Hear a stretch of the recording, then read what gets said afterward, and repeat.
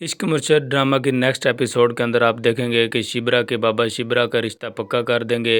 तैमूर के साथ जो है मंगनी की बात पक्की कर देंगे और टाइम भी फिक्स कर देंगे। और उसके बाद जो है घर आएंगे। जब घर आएंगे तो शिबरा को देखेंगे, शिबरा बहुत ज़्यादा परेशान होगी।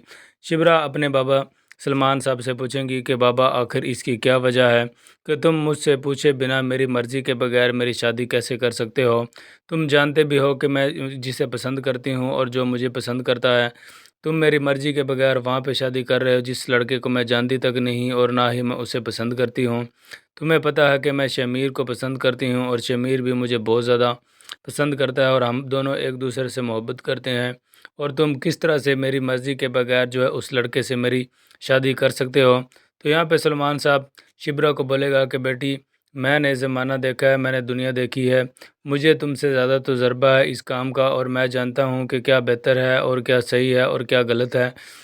मैंने जो कुछ भी किया तुम्हारे लिए बेहतर किया है और मैं जब तक सोचूंगा तुम्हारे लिए बेहतर ही सोचूंगा।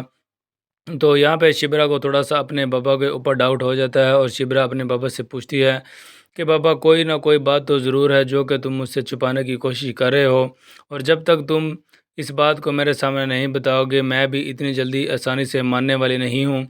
आखिरकार सलमान साहब जो है मजबूर हो जाते हैं और मजबूरन सलमान साहब को शिबरा को बताना पड़ता है।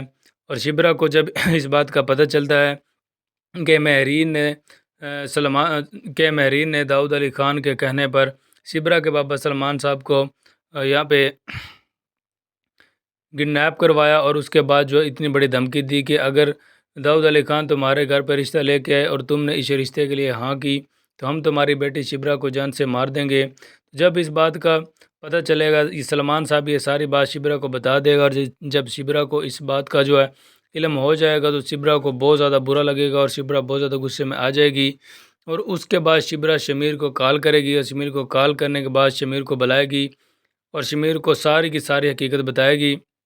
जब शमीर को इस सारी हकीकत का पता चल जाएगा तो शमीर गुस्से से पागल होकर अपने बाबा दाऊद अली ख़ान के पास जाएंगे और दाऊद अली ख़ान के पास जाकर बोलेंगे कि बाबा, क्या तुम्हें जो बिल्कुल भी एहसास नहीं है कि तुम ये क्या करने जा रहे हो। अगर तुम कभी भी मुझे अपना बेटा समझते तो मेरे लिए इतनी बड़ी चाल कभी भी ना चलते। तुमने और मेहरीन ने मिलकर जो साजिश की है मुझे इसका इल्म हो चुका है।